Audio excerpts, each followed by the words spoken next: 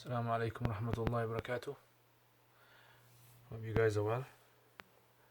I thought I'd do a Q&A on the YouTube because I haven't done it for a while. So I'm just gonna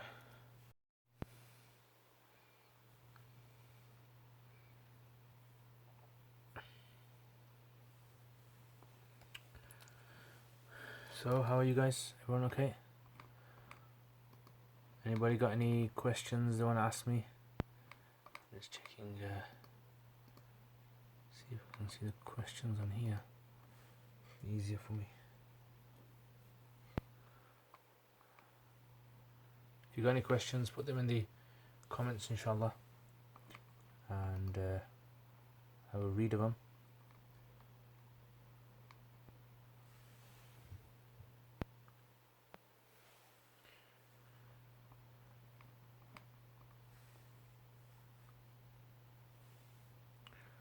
Walaikum assalam wa rahmatullahi wa barakatuh, guys.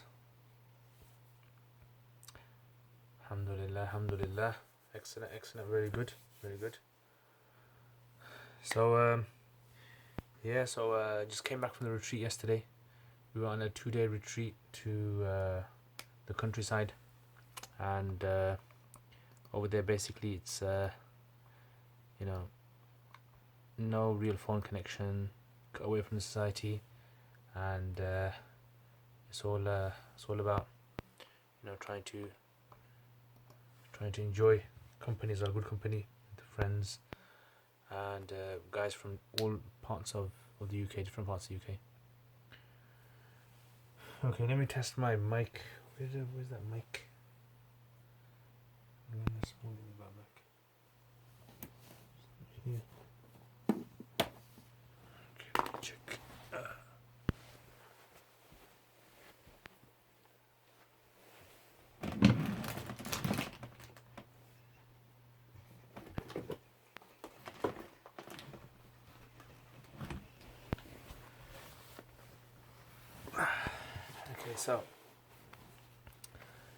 Okay, Ajurumiyah. No, I haven't. If it's gonna happen, it's gonna happen after Ramadan, inshallah. I haven't really decided yet because I've just been a bit busy. So, inshallah, if it does happen, then hopefully after Ramadan. Okay, so this is a mic that, mashallah, brother sent me. Yeah, it's to use on here because I know sometimes the sound can be really awkward here. So let's see how this fits in. Okay, so the mic. This seems a bit too formal. Yeah. Okay, so is the sound any better, or has the sound totally disappeared? Can you guys hear?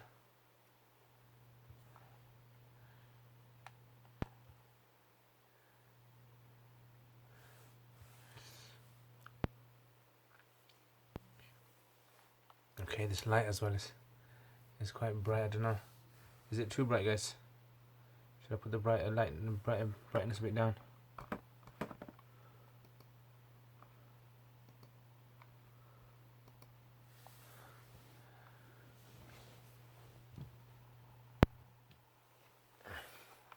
How about that? Walaikum assalam wa rahmatullah. Brother Harun, I want to ask, what's the best way to improve Arabic listening skills? Okay, the best way to improve Arabic listening skills, I would say, is to listen to YouTube videos and to try and write them down. So as you're listening to them, try to write down what you hear. That way, what happens is you're focusing on the words rather than just listening to it. You're focusing on the words, so try and write them down. So maybe you listen to there's some cartoons on YouTube. Yeah, if you type in I think it's Muslim Scientists, there's a whole series of cartoons on that. So watch that, make a note of what you hear. That's going to improve your listening skills quite a lot. And because there's lots of different resources on YouTube, I mean, you just like slang Arabic and all sorts. You got to be a bit careful because sometimes you might be listening to Arabic. It's too fast for you to understand what's being said. So you don't want to spend too much time in listening to things that are not really going to benefit you.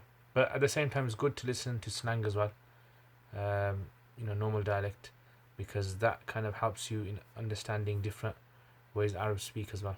So maybe you want to learn how to communicate with Arabs in modern standard Arabic, then obviously you're going to need to listen to that.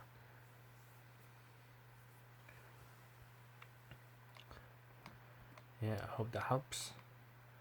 And so I have been actually had a student who came from Belgium a week ago, and he asked me to continue the Ajur Rumiyya. I found it very useful. So I was thinking maybe I might, Qatrun Nada or something like that, maybe. But if that does happen, then it's definitely going to be after Ramadan sometime. Yeah, not before Ramadan. After Ramadan, inshallah. And hopefully I'm going to try and continue the other projects I'm doing as well. The conversation Arabic and the vlogs and the book reviews. Hopefully, inshallah, at the moment I've got holidays, 1 week of holidays left, so hopefully I'll be able to get quite a bit done then. Inshallah. So today I was actually drawing a timeline. So this is a timeline I was drawing. You guys can see that. So hopefully I'm going to finish this timeline. There's a timeline of scholars of fiqh throughout history. So sometimes what happens is when you don't know where scholars came in history, then it's find it quite difficult to relate to the scholars at which time, who came where, or which book was written when. So writing timelines is very important if you want to study a certain science. If you want to study hadith or maybe even Arabic poetry even. Yeah, so learning about where they came in history and about who they were, maybe a bit about their background as well, because sometimes scholar might not be that knowledgeable, but a lot of people kind of assume him to be very knowledgeable, or maybe he's knowledgeable in one area and he's weak in another area. Yeah, Sir A'lam Nubala is very good. Yeah, it's very long to read, but if a person can read through the entirety of that book, then mashallah, they're going to learn lots and lots of things about history and about scholars and about different sciences. And have I studied any Arabic? No, I haven't studied it, but I understand it. Yeah, I had friends from different Arab countries, and I spoke to them, and I learned it from speaking with them. So you don't really need to study any of this. You can you can learn it from other sources as well, by listening to YouTube, listening to Arab channels on TV as well.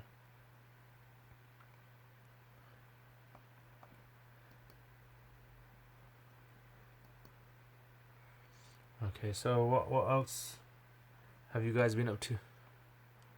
What's new with you guys?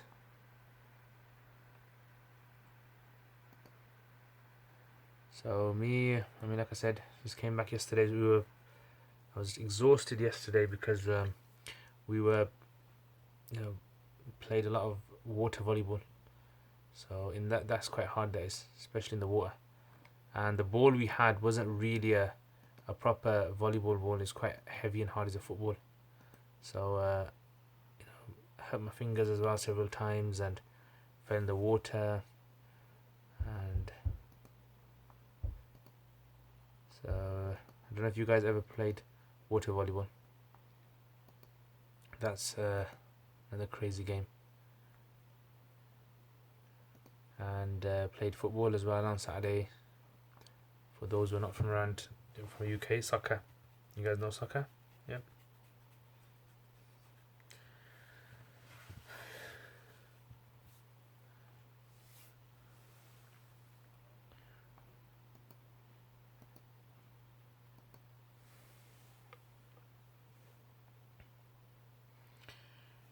Yeah, so I've been trying to complete my notes on the Arabic poetry course this week.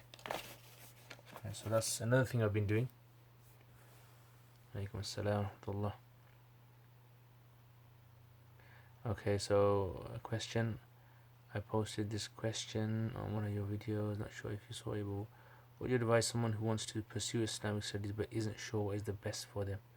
Okay, if someone wants to study Islamic studies and but isn't sure what is best for them, I don't understand the question. If you can elaborate more on the question. So, someone wants to study Islamic studies but is not sure if they should study it or not. Is that the question?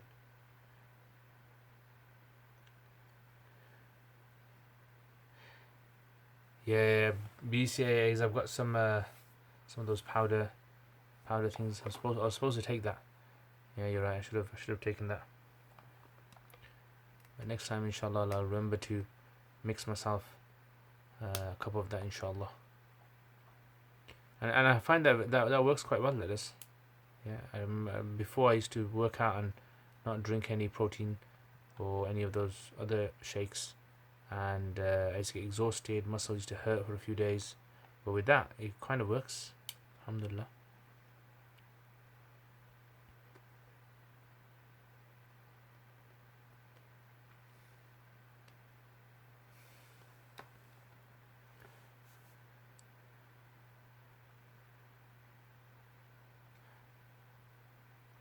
And I think someone was asking about a Nahu book. This is a good Nahu book. This is actually borrowed it from someone. Yeah, this is a good Nahu book. So, if you want to get a good Nahu book, this is the one for you guys. Yeah, Nahu al-Arabi. Okay, so this is written by Sheikh Fadil Samurai. It's in 2 volumes. Very, very nicely written, laid out. Yeah, it covers the topics very well. Lots of Quran examples. Okay, can't put that back. Put it over there. Okay, so as in, what if they are considering doing an Alima course or doing Hifz even? Okay, so meaning, should they do the Alim course? Is that the question? Or doing Hifz? How would they know what is best if they are inclined to both? Okay, so basically, okay, I see what your question is. Your question is, should they do the Hifz course or should they do the Alim course? What I would say basically is this, is that it depends what you want it for. Hifz is very, very good. I didn't do Hifz. I haven't done Hifz. I did do like about a month or 2 because that was when I went to study. I actually went a bit early. So I went about a month or 2 early. And the Alim classes were closed at that time. So I joined the Hifz class, which was running, and so I sat in there, learnt a bit of Quran, about 1 juz of Quran I learnt. So Hifz, I think, is good, very, very good if you can do it. Some people find it very difficult because they want to study, focus on the Alim course, and they know that it's going to take a long time to do the Hifz. So I would say it's up to you. So if you really want, if you're, depending on your age as well, if you want to, because the Alim course is quite long, so some people want to spend their time just focusing on learning the Alim course, and that requires you to learn Arabic and requires you to learn Fiqh and Hadith and other topics as well. But if you've got time, doing Hifz would be very good. I wouldn't suggest doing them both at the same time. That's quite hard days. So personally, I wouldn't recommend it. But if you want to go for, depends. What do you like? Do you like? How old are you? And all these factors as well will be taken into consideration. Okay, Sufyan Malik, क्या हाल है? अल्हम्दुलिल्लाह, वालेकुम अस्सलाम रहमतुल्लाह. ठीक हूँ मैं, आप कैसे हो? Is it possible to have a good conversation level of Arabic without having to travel abroad? What was it? Yes, definitely, brother Kazim, crybaby. Hope you're not a crybaby. Yes, definitely, you can learn very, very good Arabic, living in a non-Arab country. It's not going to be easy, but you can learn it. I know people. I mean, I've got students who I've taught, and mashallah, after 4, 5, 6 years, they can speak very good Arabic. They're actually teaching Arabic now. They can teach Arabic. They can have the Arabic is not going to be the same as obviously someone who lives with the natives. You gotta remember that. It's like someone learning English in a non-English country. Yeah, they can learn very good English, all the rules, everything, speak well. They can teach you even, but you will be able to tell the difference between them. You will be able to tell, like someone who speaks English in India, for example. Some people amazing speakers of English in India, and even though it's not really an English kind of predominant country. Okay, so I think that's something which you can definitely learn without doubt. Okay. Okay, what process would be to achieve this skills? What you need basically is you need several things. You need a good teacher, number one. Number two is you need a company, some friends who are going to continuously speak Arabic. Those are the two main things I think you're going to need. Yeah. How's your book coming on? Which book? Of quite a few books. So did you enjoy the weekend? Zakat? Yeah, mashallah, Hamza. Hamza, what was the drink that you told me? The ginger beer drink? The non-fizzy one? I totally forgot the name of it. Okay, generally do Imam Ghazali's work. High level Arabic. Some of them do. It's not high level of Arabic. What I would say, it's more textbook Arabic. Yeah, a lot of his books, they use textbook Arabic. Tropical Rhythms, yeah, excellent. Tropical. I was thinking of that today. I was thinking, what's the name of that? Tropical Rhythms, yeah, inshallah. I'm gonna make a note of that. And I'm gonna get some, inshallah. Tropical. Let me just write it down before I forget. Tropical Rhythms.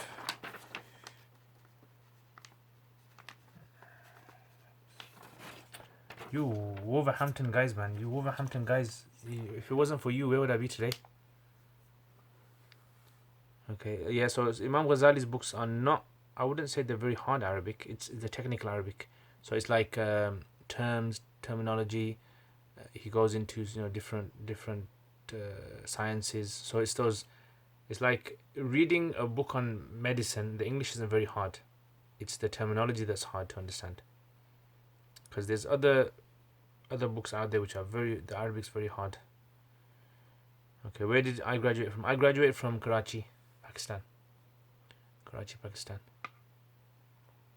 And in Karachi, I know there's quite a few madrasas there where they only speak pure Arabic, men's and women's madrasas, where they only speak pure Arabic, and their Arabic is an excellent level, very very good. They can speak fluently Arabic. So yeah, it's possible. I mean, definitely, I think it should be something that should be set up. There's a lot of people around. All you need to do is organization. Have some sort of institute, have some sort of a center in your area, get in contact with people who know Arabic. Maybe they can give some time. Maybe you can, hire someone. Should we consider revising the Dars in Islamic course? Of course, definitely. Dars in Islamic course needs a big time change to it. That's my personal opinion. I don't know, other people might have different opinions, but I think there's lots of changes that need to be brought into it. In the books, in certain books, and also in the way it's taught, the way some of the topics are taught as well. Yeah, and because obviously it was written for an old society, India, and different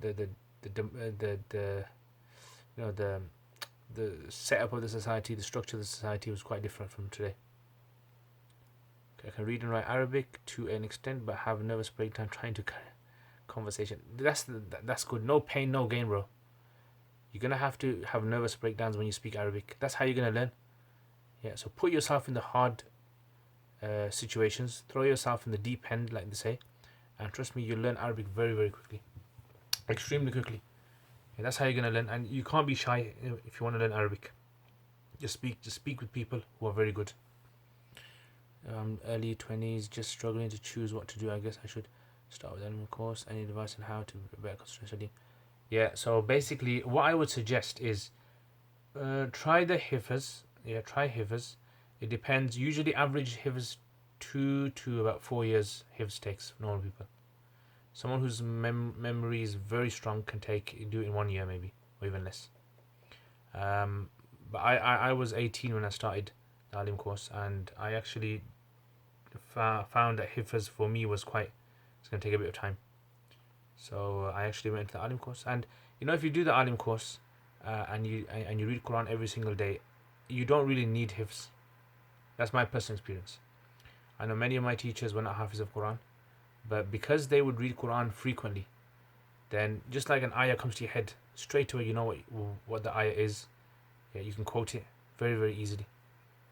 Yeah, because it's like, you read a book in English and you read it so many times that if someone just reads one line, you can finish it off. So you won't have memorized actively, but passively. No, I didn't complete Hifz, unfortunately. I started the Hifz before I started the Alim course, and then what happened later on was I was doing like little Hifz on the side with my Alim course. Every morning after Fajr, I would sit with someone and read to them and memorize. But the problem with that was because we used to have like some of the topics were really intense, that I used to find them very difficult. So it started to it was either me compromising my Hifz or it was compromising what I was studying in the Alim course. So I thought to myself, it's no point trying to do both of them. So I gave up the Hifz and I did about 4 or 5 juz of the Quran. Okay, is there any point learning mutun like Ajurum Yaha? What I would say is, me, I actually try to learn mutun. Our teacher, one of my teachers, Sheikh Thaqib, he used to say, to every subject you should at least learn one mutun by heart. So the reason for learning the matan is so that in your mind you have the picture of the whole science. So whenever you learn anything more advanced, all you're doing is adding to the science, adding. So it's in your head, all the picture of the whole science is in your head. But the thing is, I found that difficult for myself. So I used to actually memorize. I remember there's a few texts which I memorized, like so many pages of it. Then I found I used to forget it, so my memory wasn't that strong. So what I found easier for myself was if I summarize the whole book in my own way, in my own words. I found that very easy to memorize. So that's what I do.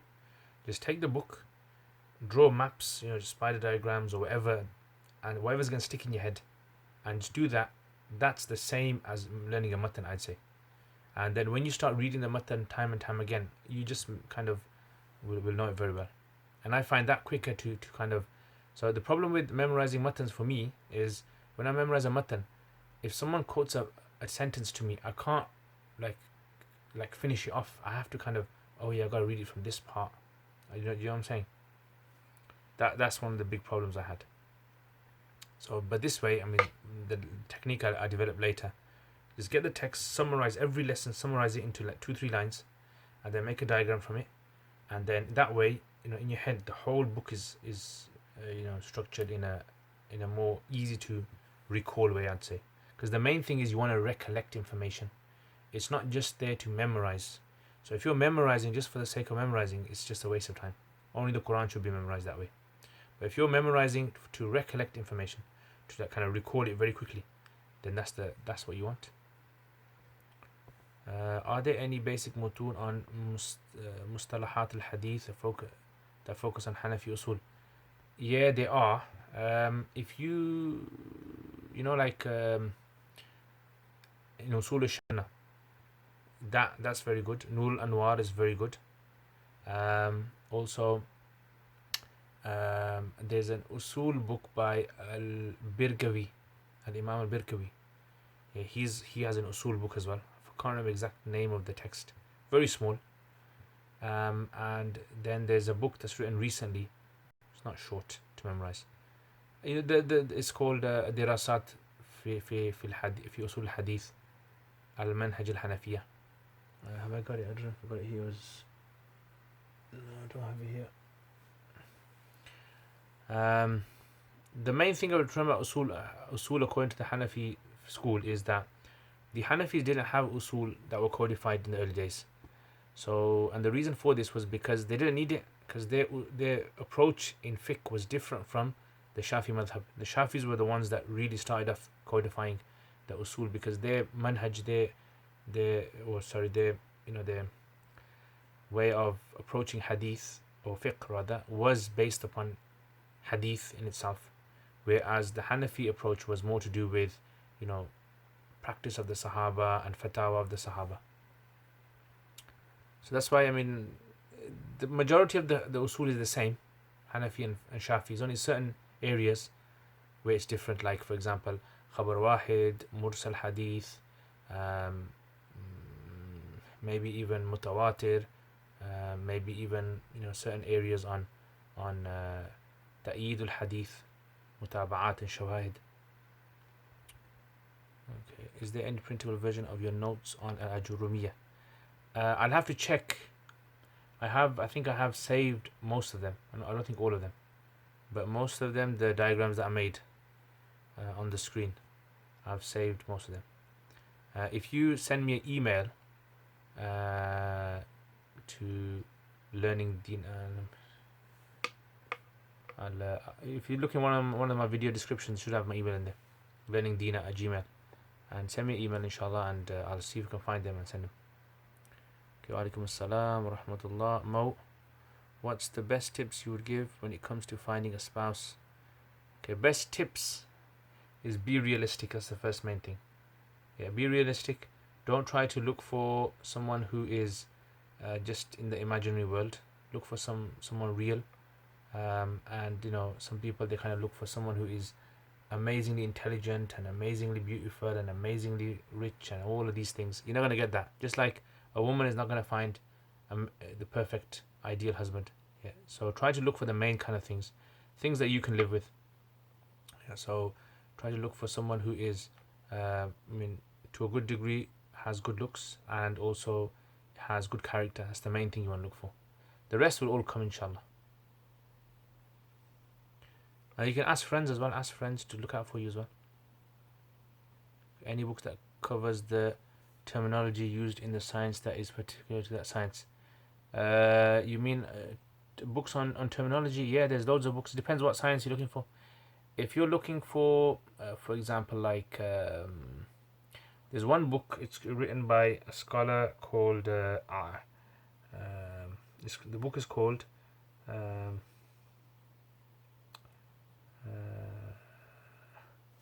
One second, let me check. It's in 3 volumes. It's كشاف مصطلحات الفنون. كشاف مصطلحات الفنون أو اصطلاحات الفنون. Yeah. كشاف اصطلاحات الفنون. One second, let me just check. Just got my laptop here. Have a quick check of this book.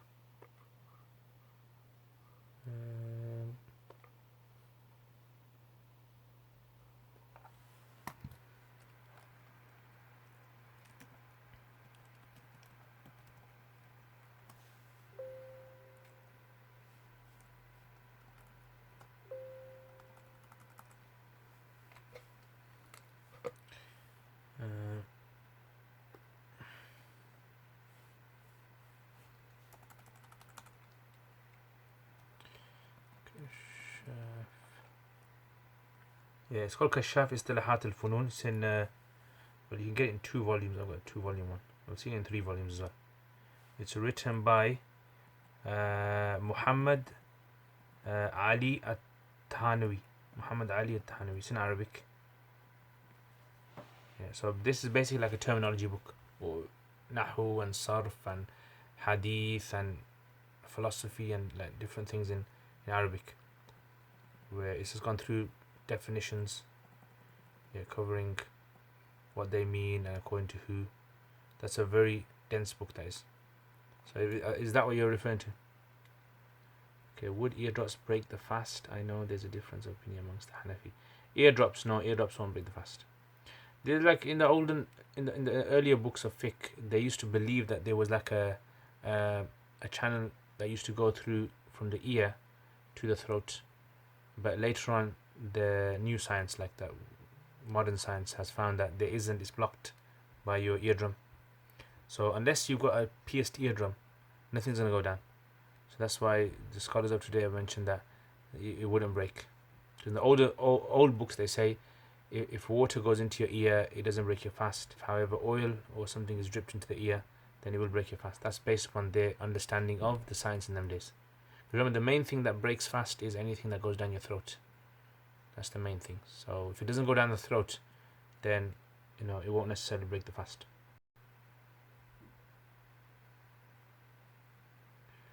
وإياكم, brother Muhammad Ismail.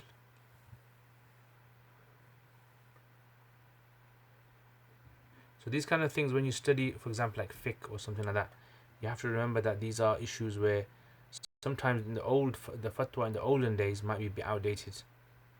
Okay, so this is why you have to learn where they got their evidences from, and so if you understand that, then you'll start to understand, this whole issue of how to apply in nowadays times.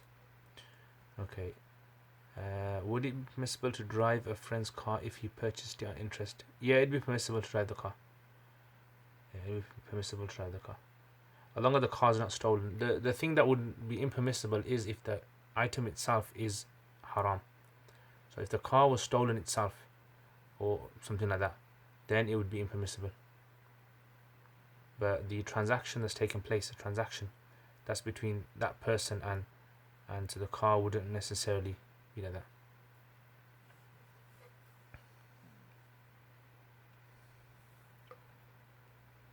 And the thing about the these kind of fiqhy questions, sometimes you might look at one thing and think that it's impermissible, but then you look at the other aspect of it, that it has nothing to do with that issue itself.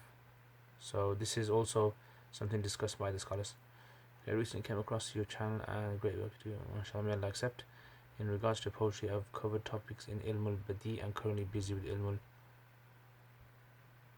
Bayan. How do you know is being covered? New poem as you read it. There's just so many options. Yeah, so basically what you have to do is, whenever you're studying like balagha or nahu or anything of that sort, you try to there's two ways you can look at it. You can do it. First of all, you can go through all the science, study everything, and then when you start let's say for example poetry, you focus on one couplet, and then all the rules you remember, you try to apply that to it. Yeah, so that one little line, just keep going, and then until you exhaust yourself, and then you go to the next one like that. So it's a bit tiring in the beginning, but later on it's going to be very beneficial, really beneficial when you go through it, because then everything will start coming back to you and you're revising everything as well. The other method is that what you do is whenever you study one rule, don't go to the next rule until you've used this one rule in everything that you can imagine. Yeah, so everything that you can imagine, you use it in there, then move to the next rule. So let's say you learn 2 rules now, so then every time you read a text, apply both rules now. Then you learn the 3rd rule, then every time you use the text, apply 3 rules. Yeah. So that way you're also kind of revising as you're going through as well. That's the only real, it's like nahu basically. So when you learn nahu, either go through the whole nahu, and then when you do tadrib or when you do mashq, you go through one text or one sentence or one paragraph and you apply as many rules as you can. Sometimes you're going to miss out some rules, that's fine, that is, but that's how you're going to learn.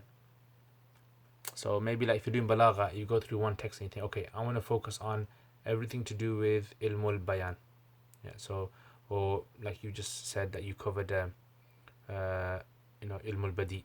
So I want to cover al-jinas, and I want to cover al-tibaq, and I want to cover al-iltifat. So all these kind of things, just keep applying them.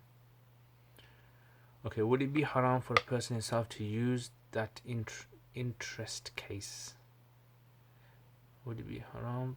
I don't understand that. Would it be haram for the person himself to use that interest case? If you can clarify that. A friend has saved money for Hajj and it accrued interest in the bank while she does not have a mahram to travel with her. What can she do with the interest? So the interest, basically the scholars say, is when a person earns wealth in an unlawful way, the way to get rid of it is to give it to the poor. Sabiluha al-sadaqah. So basically what they do is whatever they've accumulated, they work it, ask the bank, they'll tell you, and then you take that and then you give it to anyone poor, anyone that's deserving or dependent upon charity. So give it to them, it's fine.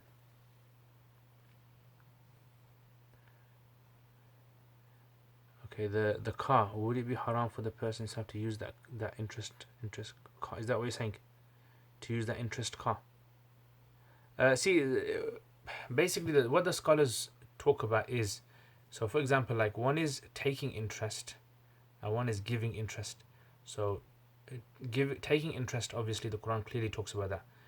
Giving interest to another person itself, that's another issue that is. So that's to do more with like supporting something which is wrong, haram, and that's like it's a kind of a lesser level than actually taking it, consuming it yourself, but it's still wrong, still wrong.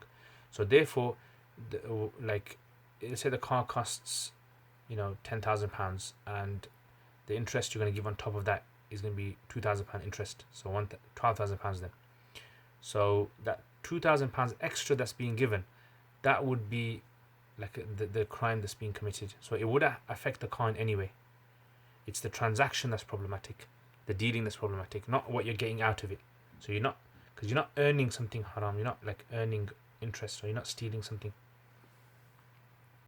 That's what the scholars say basically. Okay, have you come across any commentary on Riyadh al-Salihin? Yeah, Riyadh al-Salihin, there's quite a few commentaries. There's a commentary written by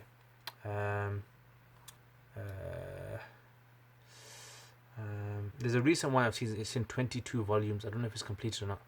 I think I've read through a bit of it. It's good. It's good. But the thing about it is, kind of goes into like really other stuff. Just generally the da'wah that we can learn from this hadith, adab that we can learn from this hadith, and other related topics to this hadith. So it's not going to cover like 50 pages just on the one hadith, just discussing that one hadith. So you can imagine 22 volumes or so. Yeah. So otherwise, besides that, there's also some other commentaries. Let me just check which one I've got. There's commentaries written by later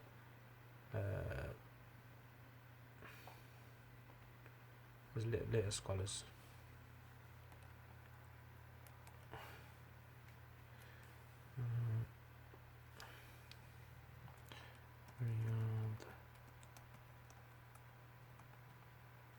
Okay, so here's some good ones. There's Dalil al-Falihin, that's the one. Yeah, that's the one that I look at. Dalil al-Falihin.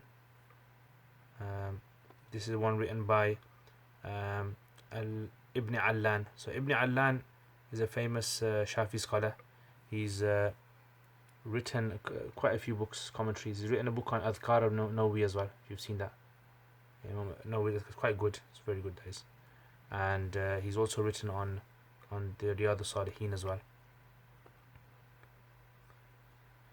And he's written some more books as well. The commentary is in 8 volumes itself. 8 volumes.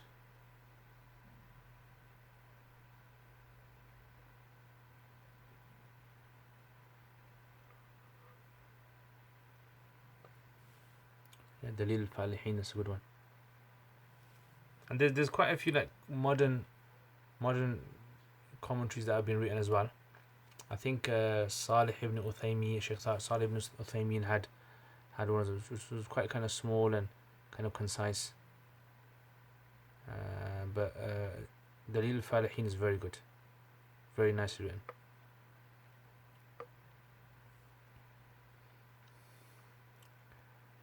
Yeah, you're welcome, brother. You're welcome. Where are you from, brother Kazim, if I may ask?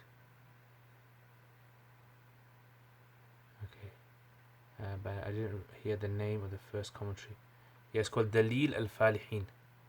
Dalil al-Falihin. It's written by Imam Ibn Allan. It's in 8 volumes.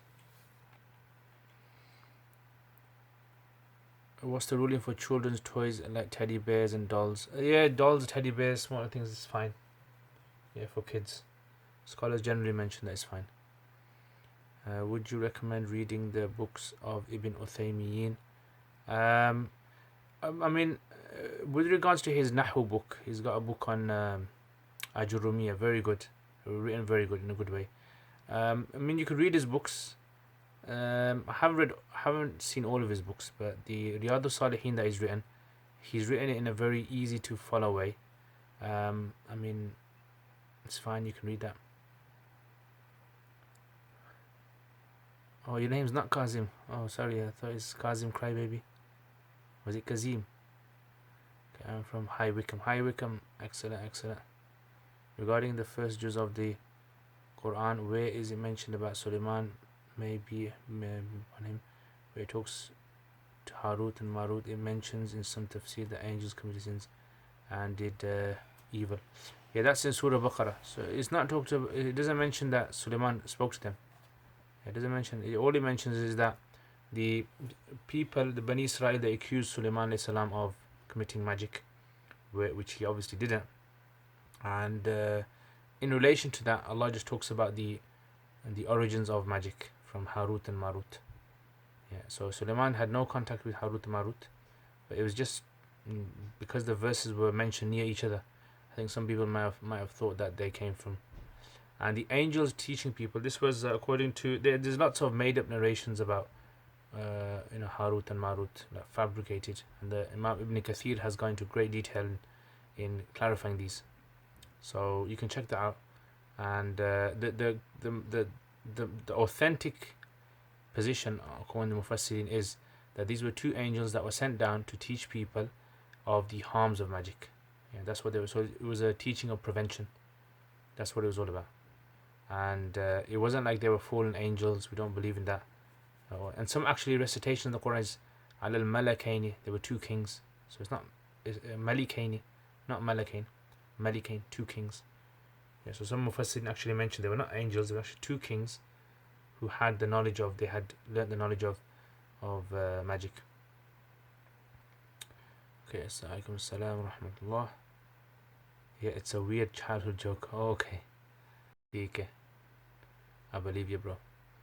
Okay, how do we pray outside when it's namaz time, for example, in a park, public transport? Basically, I try to do it discreetly, but I cannot do the motions properly. Will it be accepted? Okay, if you're in a place where there is place to stand and prostrate and do all of that, then yes, you have to do that. You just find whichever direction the Qibla is in as best as possible.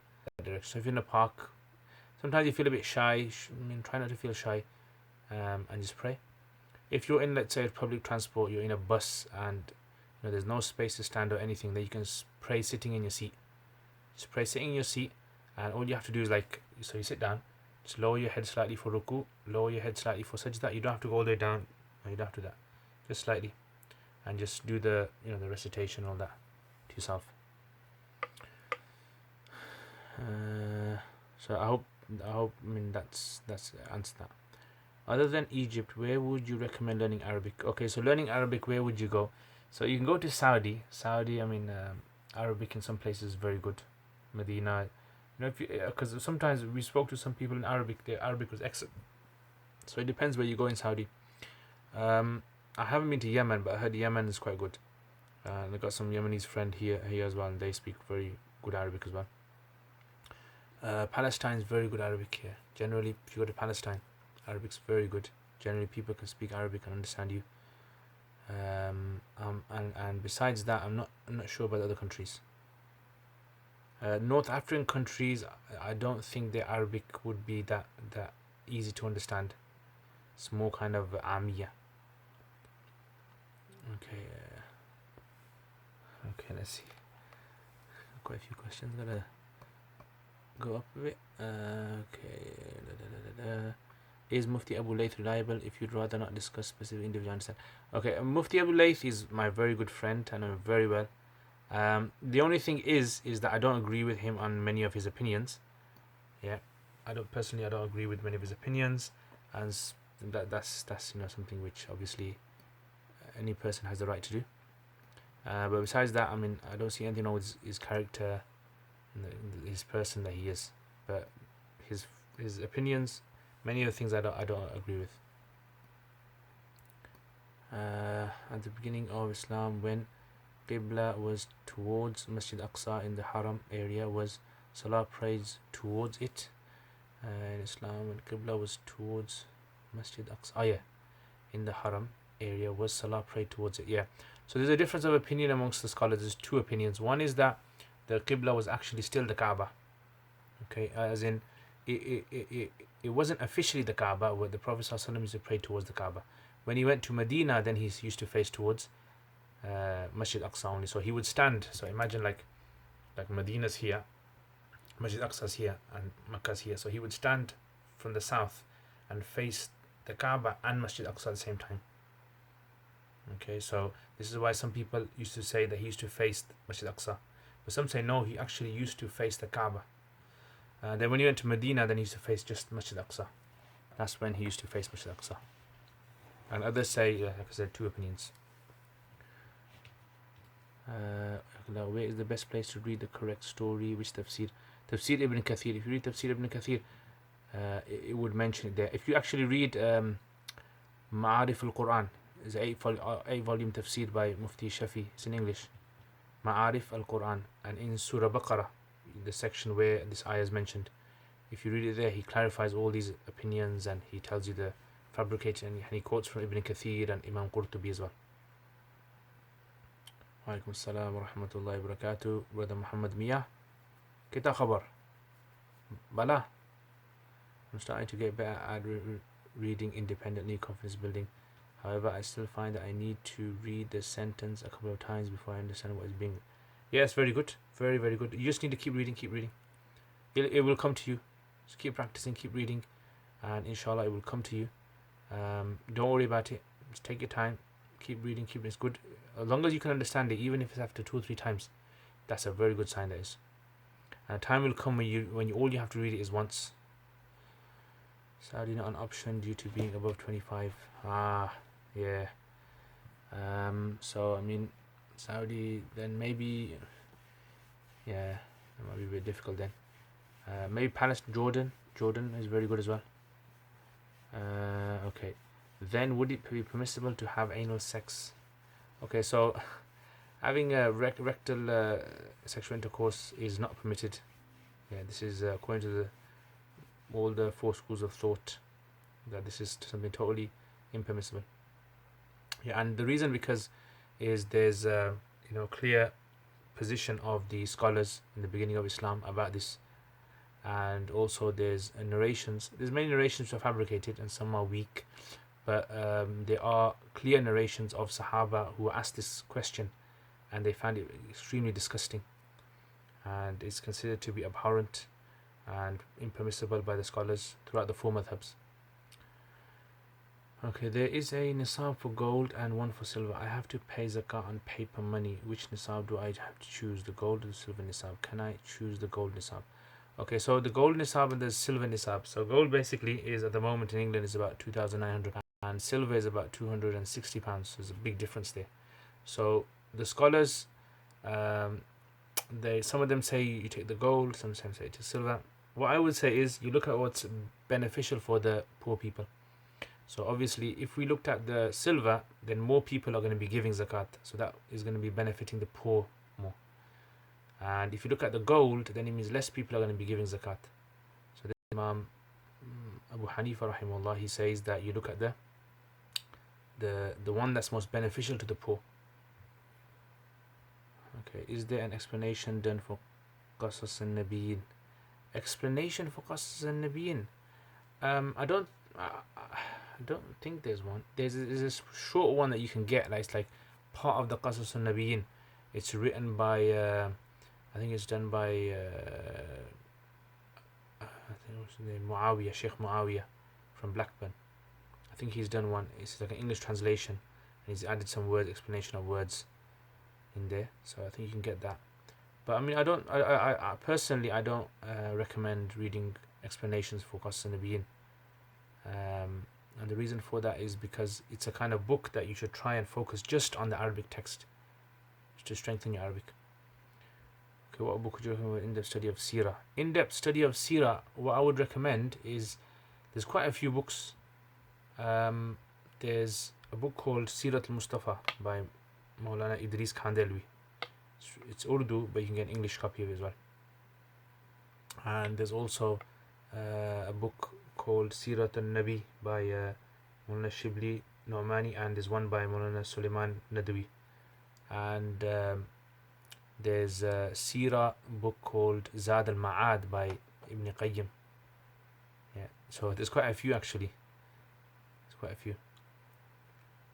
Okay, Sarf al-Nahu, I'm not sure, I don't know if there's any commentary on Qasas al-Nabiyyin with regards to Sarf al-Nahu.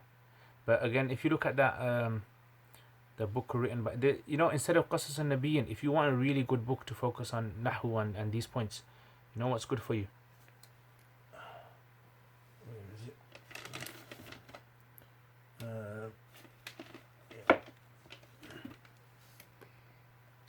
Yeah, this is a good book. Arba'una Hadith. Yeah, Arba'una Hadith. This is a good book.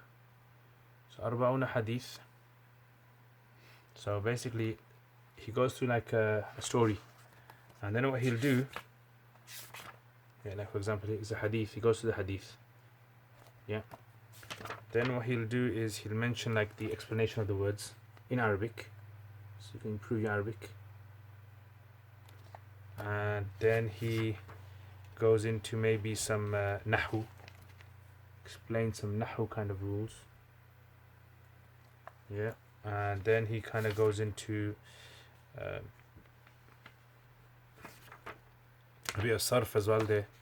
And then he does like some exercises you can do. So I think this book has been written for people like that. So a very good book to follow. Alhamdulillah. Okay, is learning Arabic compulsory in our current times, in your opinion? No. Learning Arabic is not compulsory. To learn Surah Al-Fatiha and to learn a surah is obviously compulsory because that's needed for Salat.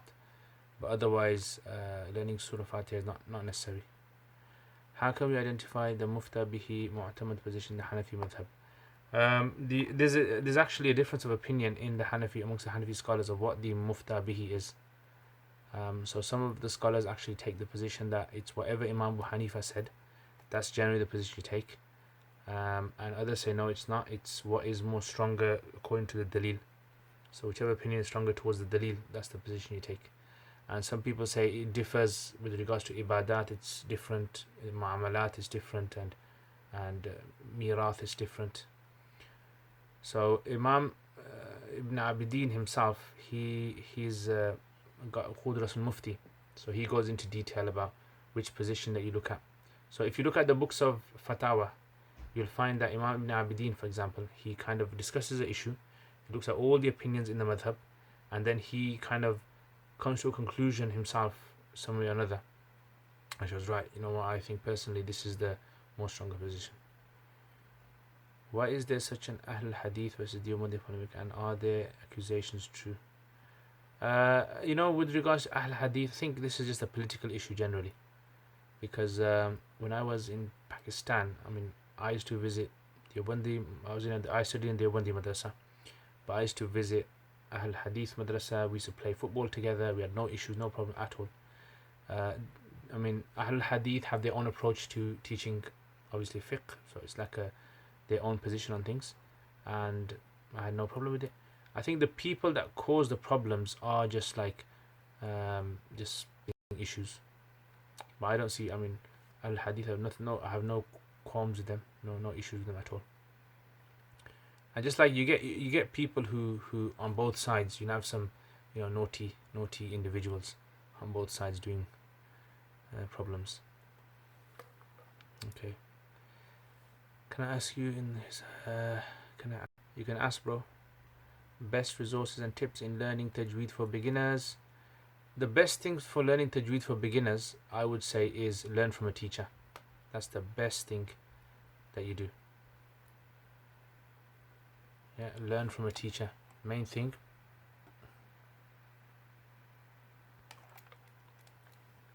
Is it frozen? Learn from a teacher for Tajweed. That's for beginners. Later on, you can, Tajweed is something you always need to.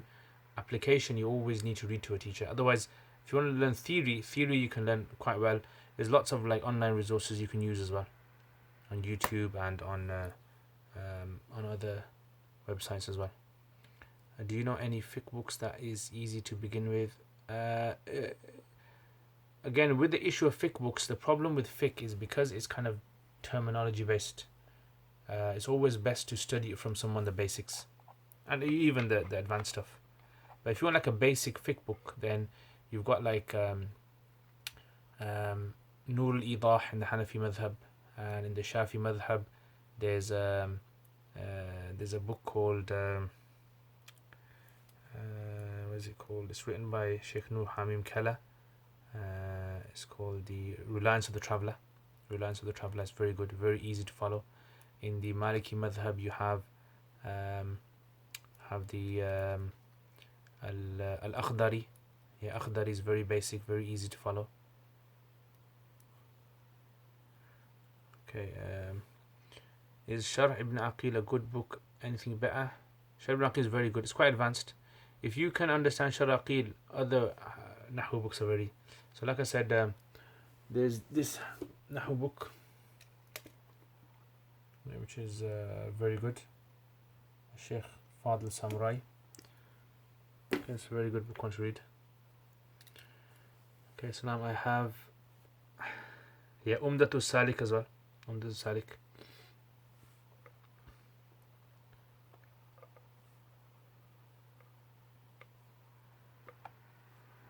Okay, so I have been self-studying Arabic. I'm reading Qasas an-Nabiyyin. I'm on volume 3. I can understand with the help of a dictionary. Should I also be using tarkib of the sentence at this point? If you've reached volume 3, yeah, I think you should start tarkib. Start tarkib, start learning, and inshallah, you should be okay. I've got a lot of resources on my YouTube channel. If you go on there, to help with tarkib as well. Are the fiqh books also easy in Arabic? Yeah, they're easy in Arabic. The ones that I mentioned to you. The Shafi one, that's an English one. That is. Yeah, that's an English one. But if you want like a basic easy one, then I think maybe Al-Minhaj by Imam Nawawi. That's quite straightforward. Al-Minhaj. Yeah, it's quite basic, quite easy. Is the interest mentioned in the Quran same as the current interest of today? The interest mentioned in the Quran, the interest that Allah talks about in the Quran is called riba fadl. So riba fadl is basically where you borrow some money from someone and then and they put a condition that you have to give back more money on top. So the same money plus money on top. So if that's what the bank does, so if the bank borrows you money and then says to you, okay, you pay it back to us and you got to pay this interest on top, then it's the same one as the Quran. But if you're talking about today's interest, as in interest which is basically selling gold for gold or silver for silver, or currency for currency with delayed payment or in excess, then this is something which is called riba al-fadl. Riba al-fadl. So the first one is called riba al-nasi and riba al-fadl. Maybe a bit controversial question, but what do you think about the issue of re-establishing Khilafah? Some people say it's for the ayn to work for its re-establishment. Again, the issue of Khilafah, this is like a very big topic, and I think the reason why people have this issue is because they're not really brought up in a place where there is like all the conditions of an Islamic country according to their understanding. So generally what I would say is this: as long as the country is a country which is taking care of the people, abiding by the main aspects of Islamic law, that's fine. Like Pakistan, Saudi Arabia, maybe even Egypt, Morocco. Because if you look in history, you'll find will not find a country where they fulfilled every single aspect of Islam. Yeah, sometimes the Khalifa was someone who used to drink alcohol, was a womanizer, did all these bad things. Yeah, so you get that in history, unfortunately, with Khilafah. So this is why this is a whole big issue in itself. I think Dr. Jonathan Brown has a good video on it. He talks about historically about how this concept of Islamic leadership changed over the years. Where in the beginning, the Prophet ﷺ even said that the Khilafah will be true, his generation, the generation after, and then after that, there'll just be monarchy.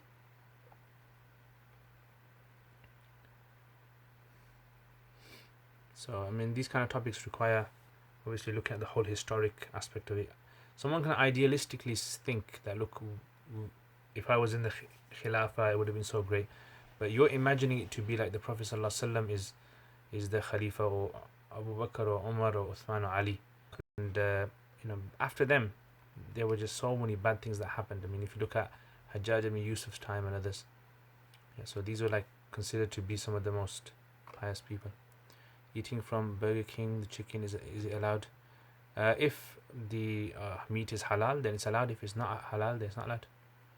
Okay, in Fiqh Islami, Sheikh Akram mentions you can wipe over socks, and this was the opinion by Abu Yusuf, and Muhammad is correct.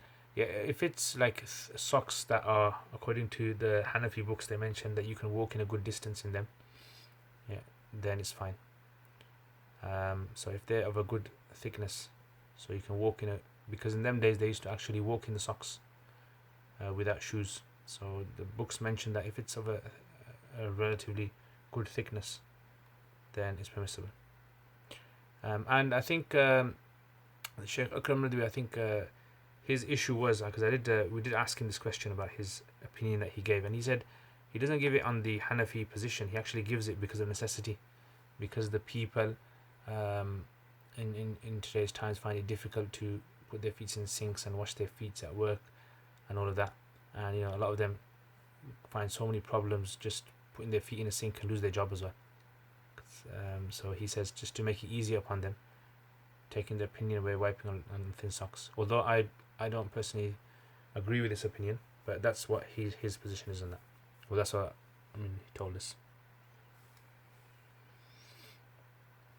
Okay, guys, so I'm gonna finish there. Jazakallah khair for your questions, and actually just wanted to test this out. Yeah, alhamdulillah. So if you have any more questions, if you want me to do any special vlogs or anything, or talk about any particular type of book, or any other suggestions for future videos on my channel, then put them in the comments or on any of the videos, inshallah, and when I get time I'll have a look at them, inshallah. Jazakumullah khair, guys. Assalamu alaikum wa rahmatullahi wa barakatuh.